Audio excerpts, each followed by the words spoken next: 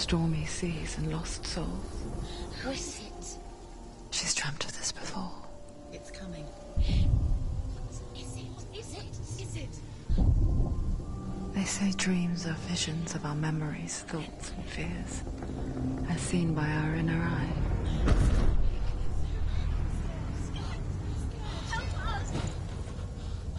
But what if each one of us is always dreaming, even when awake? And we only see what our inner eye creates for us. Is this what hell is? A world shaped by Senua's nightmares. Maybe that's why people fear seeing the world through her eyes. Yes, she's scared. Because if you believe that Senua's reality is twisted, you must accept that yours might be too.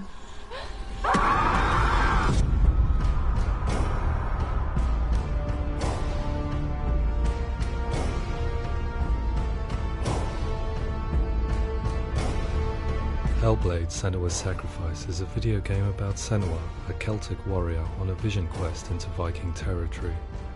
But what sets our hero Senua apart is that she suffers from severe psychotic mental illness. He knows she's getting closer. He can feel her coming closer. She's getting closer. They're watching.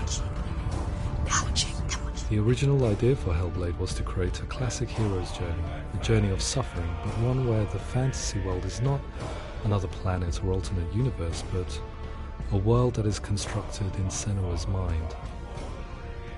But to do so would mean putting psychotic mental illness at the center of the experience, a subject that is still considered taboo, and a challenge that was both terrifying and exciting in equal measure. In Hellblade, the starting point was a newly discovered Celtic goddess called Senua in Ashwell, Hertfordshire. When first discovered, her name was thought to be Senua, a name which I liked and kept. I wondered if Senua might have been a Celtic warrior like Boudica who stood up to the Romans. While the Romans had conquered all of Europe, there was a group of Celts up in the furthest reaches of the Roman Empire that could not be conquered, the Picts. And so the Romans built a wall, called Hadrian's Wall, that spans across Britain from sea to sea to keep the Pictish barbarians at bay. The Picts were known for their war paint, painted on with woad, and their matted hair clumped with lime. And so Senua would be a barbarian Pict in this image. What's your name? Senua. I haven't seen you before. I don't live home much. Oh, Zeno's daughter. I have to go. Wait. Orkney is off the coast of Scotland and was inhabited by the Picts, steeped in history and mystery, and so I made Orkney Senua's home and set the stage for a crisis. In the late 8th century, the first Vikings landed on the Orkney Islands. The population of the Picts crashed thereafter, replaced by the Norsemen of the 9th century. Were they wiped out? We don't know for sure, but it would seem likely given the reputation of the Vikings. The Northmen's brutality is legendary. High-ranking leaders and chieftains of the tribes they conquered were often offered as sacrifice to their gods. The most brutal of these sacrifices was known as the Blood Eagle. I imagine Senua as a young female warrior who returns home from exile to find her partner, Dillion, brutally sacrificed to a Norse god by these hellish warriors from a faraway land. I imagine the horror of this moment and how it would have dragged her deep into mental torment.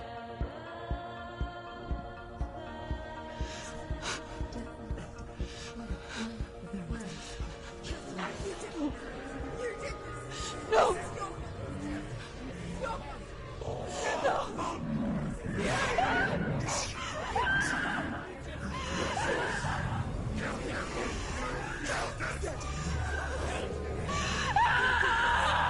I came to learn that the Celts had a sophisticated and nuanced perspective on the nature of mental disorder.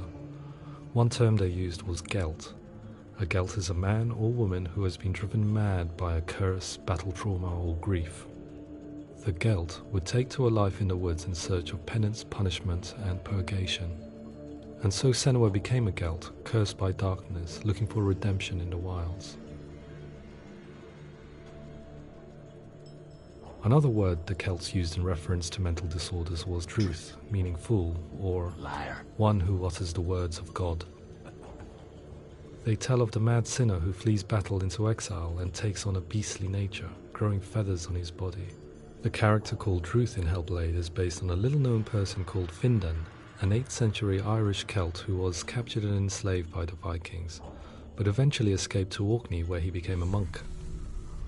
I will tell you my stories of hell, if I may walk with you. Upon meeting Senua, it would be his stories that fuel her quest deep into their world of gods. The Northmen say the world will come to an end.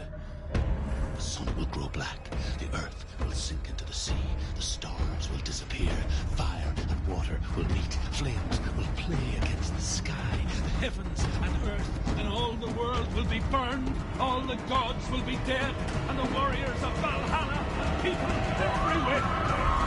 Senua, prepare yourself for Ragnarok, for it is nigh. So the stage was set for a new adventure, a journey into the Norse underworld called Hell, a vision quest fueled by madness and myth, a fantasy that was created by Senua's own mind, and one that we would experience through her eyes. This is your mission. This is your quest. There is nothing else left.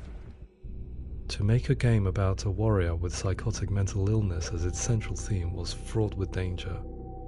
Mental illness such as psychosis is still taboo and rarely acknowledged in a century of cinema, never mind the new medium of games. Where it does feature, it often conflates psychosis and psychopathy associated with a lack of empathy. It is unfortunate that these two words sound so similar that they are used interchangeably in media. I must admit that I didn't have to look very far to discover my own ignorance of the subject. So we reached out to Paul Fletcher, psychiatrist and professor of health neuroscience at University of Cambridge. Psychosis is a descriptive term, and it refers to having a loss of contact with objective reality. So it's characterized by two main sets of symptoms. One of them is hallucinations, where somebody experiences perceptions when there is no actual objective thing out there to perceive. You're already dead. Who are you? And the other is delusions, where somebody comes to very often bizarre, unpleasant, frightening beliefs when there's no good evidence in favour of them. There's no doubt about it. The source of the darkness is in Helheim.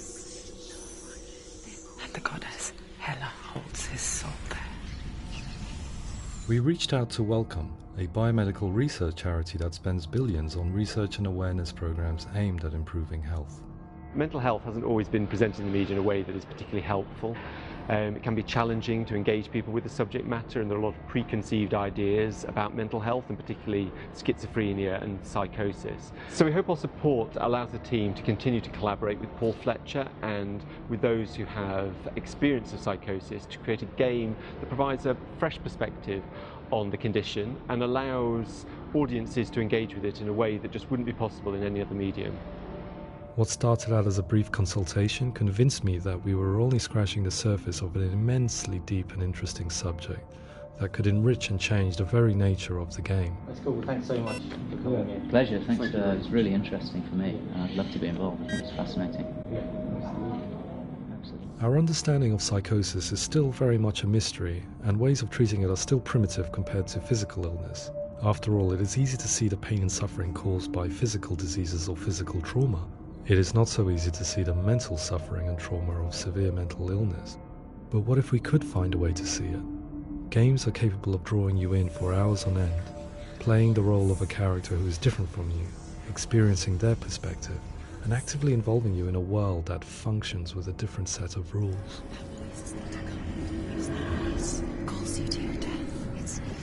If we were to represent Senua's psychosis, we would have to simulate voice hearing, a common attribute. But how can we simulate something we have no first-hand experience of? Professor Charles Fernyhough, a leading expert in voice hearing from Durham University, offered his help. Hearing voices is an experience that is usually associated with severe mental illness, and crucially we know that hearing voices is a part of ordinary life for many people who don't meet the criteria for mental illness. Yeah. Oh, that's not him in real life. We know voices vary according to where they appear in space. Voices can appear far away in the distance, they can appear right there in your ear, they can seem to be coming from inside your head. Based on the information Professor Fernie Ho provided, I put together a sound brief and invited some actors to the studio. We recorded the actors using a binaural microphone, which records the 3D spatial position of sound, replicating the way sound is heard by human ears. It gives you an incredible sense that the person you are listening to is right there beside you. Can't see how she's going.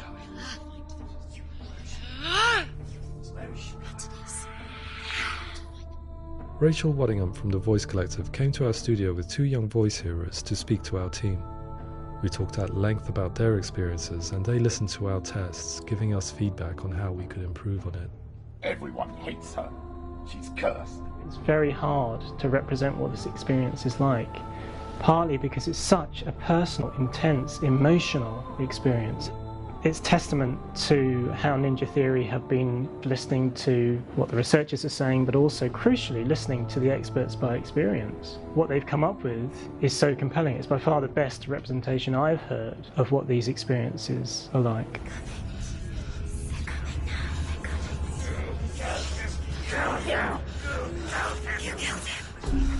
Other common attributes of psychosis are visions and flashbacks. We met with Recovery College East, who work with and care for people recovering from severe mental disorders. A group of service users gave us their first-hand account of what they experience. Sometimes when the visions or what we're seeing is too much, we become small until eventually we perhaps don't see anything. The people we spoke to, the stories they told, were fascinating, harrowing and mind-boggling. The reality of what people experienced was vivid, far exceeding what I could possibly have imagined. We went away itching to represent some of these visions and flashbacks in the game. As we all know, my heart is so, love is so far away. Don't you know how I wanna feel deeper?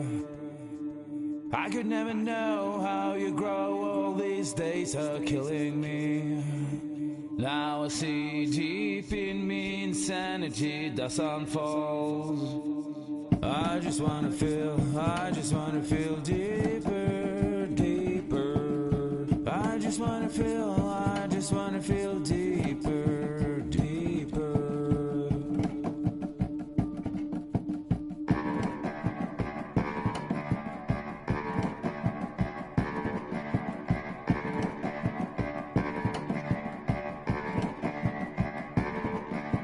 As we all know, my heart is so, love is so far away. Don't you know how I wanna feel deeper? I could never know how you grow, all these days are killing me. Feel like this, read like this, I just wanna live, that's all. I just wanna feel deeper, deeper. I just wanna feel deeper, deeper.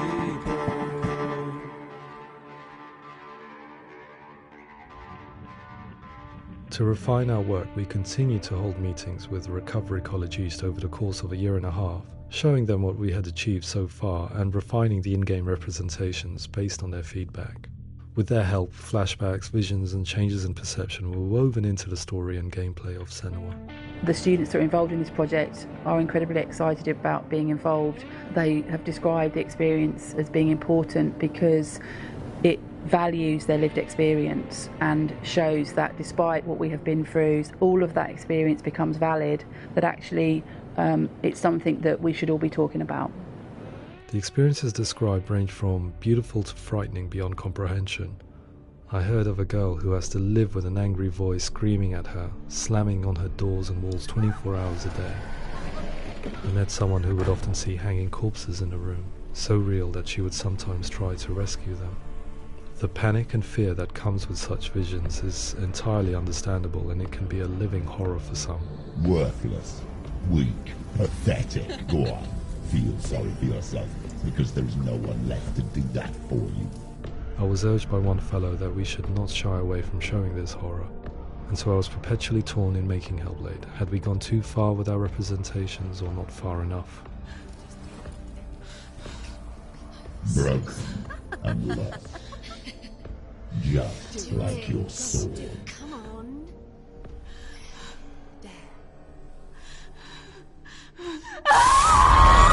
In some ways, voice hearing and visions were the low-hanging fruit, so to speak.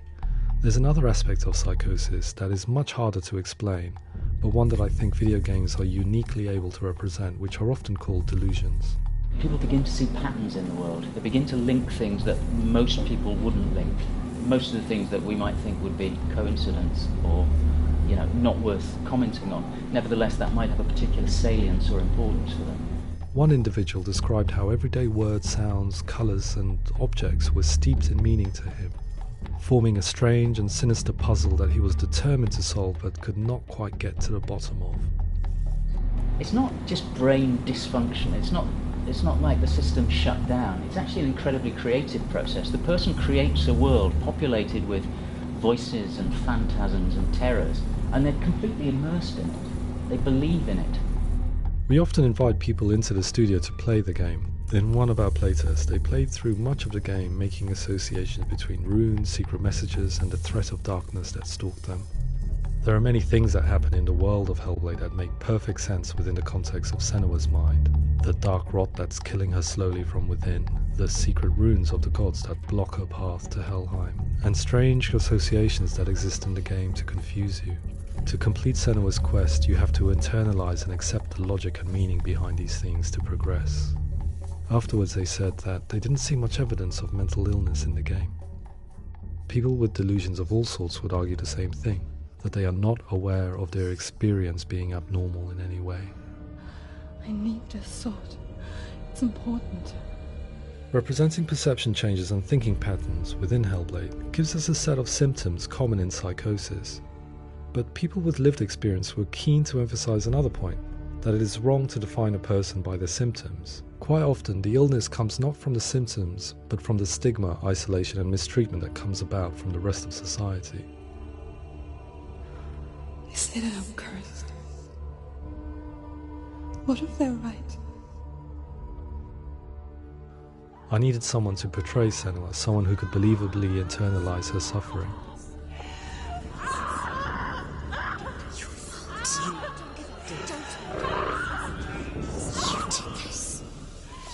Melina Jurgens, our video editor, had been a stand-in for Senua over a few months while we perfected our motion capture techniques. Without realizing it, she had already auditioned for the role, and I knew her well enough to know that I didn't have to teach her to act, but to relive her own internal pain. As often is the case, those who have suffered mental anguish are never far from us.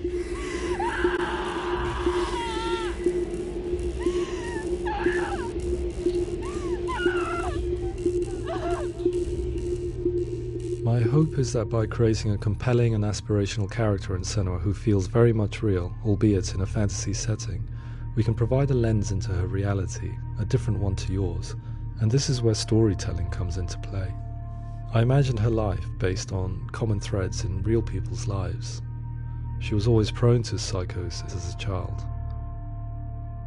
Her mother Galina also heard voices and had visions, so perhaps there was a genetic aspect. Or perhaps it was cultural, as she lived within a world without science, of gods and a superstition, as exemplified by her druid father Zimbal. Psychosis developed in her late teens to early 20s and was exacerbated by stigma and isolation at the hands of the clansmen and her father. This darkness. It's spreading.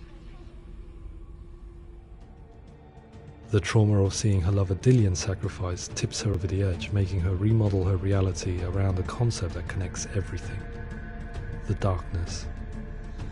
So the question, is what Senua experiences real? Can only be answered by saying, yes, it is real. It is her reality. All of her suffering will have been for nothing. It's just a matter of time.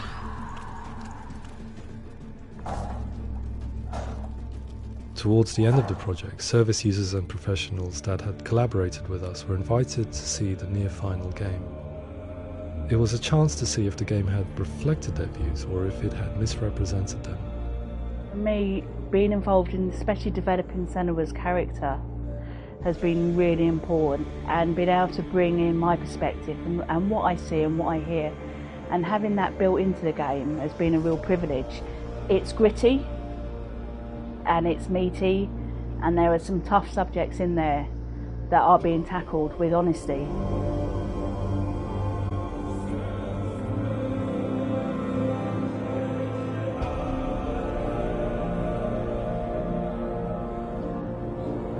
I was blown away by it today, absolutely blown away. It was just fantastic to get the opportunity to use our lived experience in a very creative way. There's nothing tokenistic about the work we've put in. It feels like we've been listened to, things have been taken on board, and I think there was a lot of realism in the game itself, and it feels very authentic.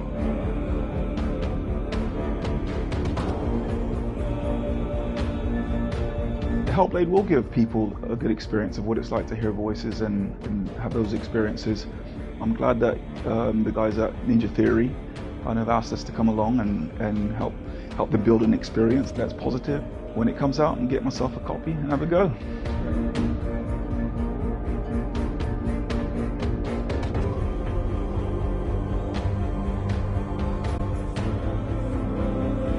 I think all the way through I was really inspired by how the conversations have translated into the game in a way that I think I didn't imagine was possible. So wonderful, really wonderful.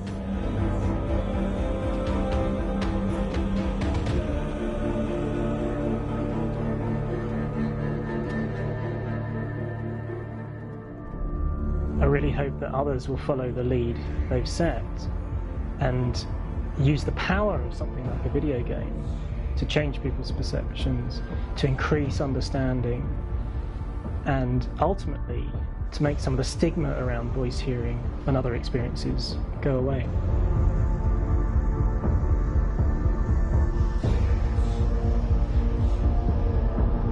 For me, it was really exciting to see something that I explore scientifically being represented so beautifully in a character who's trying to penetrate the mysteries of the environment in which they've been placed, with all of this strange uncertainty and noise and conflicting information that they're getting. I'm very excited by this way of trying to represent mental illness, because I think it actually might be offering us insights that we wouldn't get from pure scientific explorations, and actually giving us quite an empathic view of what it might be like.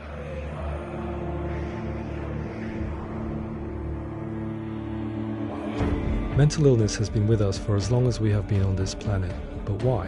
Why hasn't evolution stamped out this weakness from within our gene pool? I often pondered this question until I realized that the question had an inbuilt flaw. It assumes that being and thinking differently is a weakness. The only reason we have computers, spacecraft, medicine, poetry, art, and yes, even video games is because individuals are able to simulate new abstract realities in their minds and share them with the rest of us. We need people to be willing to see differently in order for us to progress and survive as society. And we need to be open to these new ways of seeing. And it is this spirit that motivated me to create Senua's story and share it with you.